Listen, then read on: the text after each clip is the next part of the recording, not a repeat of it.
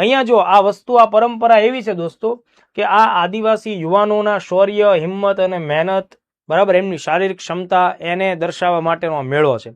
એટલે દાહોદના ગરબાડા તાલુકાની અંદર જસાવડા ગામે શું કરવામાં આવે છે, વર્ષોથી ગામના ચોકની અંદર સીમળાના ઝાડનું એક બહુ ઊંચો ટાવર એટલે કે થાંભલો બનાવવામાં આવે. 20-25 મીટર જેટલો કે એવો બહુ વિશાળ એક અહીંયા આખો થાંભલો ટાવર તૈયાર કરવામાં આવે.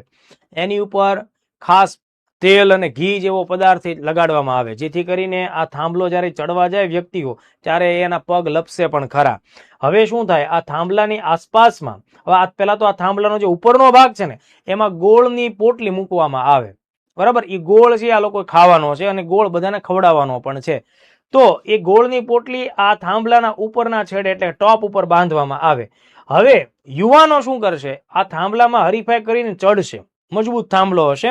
એ ચડવા જશે ને ત્યારે આસપાસમાં નીચે જે મોટા ભાગે કુંવારી કન્યા હોય એ હાથમાં નેતરની સોટી એટલે કે લાકડી લઈને ઊભી હશે.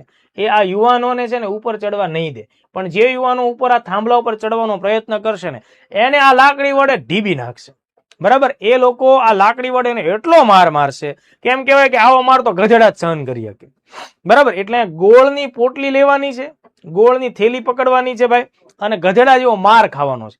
એટલા માટે આ મેળાનું નામ છે એ ગોળ ગધેડાનો મેળો છે, બરાબર. એટલે આમાં તમારે ગોળ વેચવાનો નથી, ગધેડા લાવવાના નથી. ઘણા બિચારા છોકરાઓ ભોળા હોય, માસૂમ હોય, એને એમ કે ગોળ ગધેડાના મેળામાં ગધેડાની આપ લે થતી હશે, એનો વેપાર થતો હશે. એવું અહીંયા છે નહીં.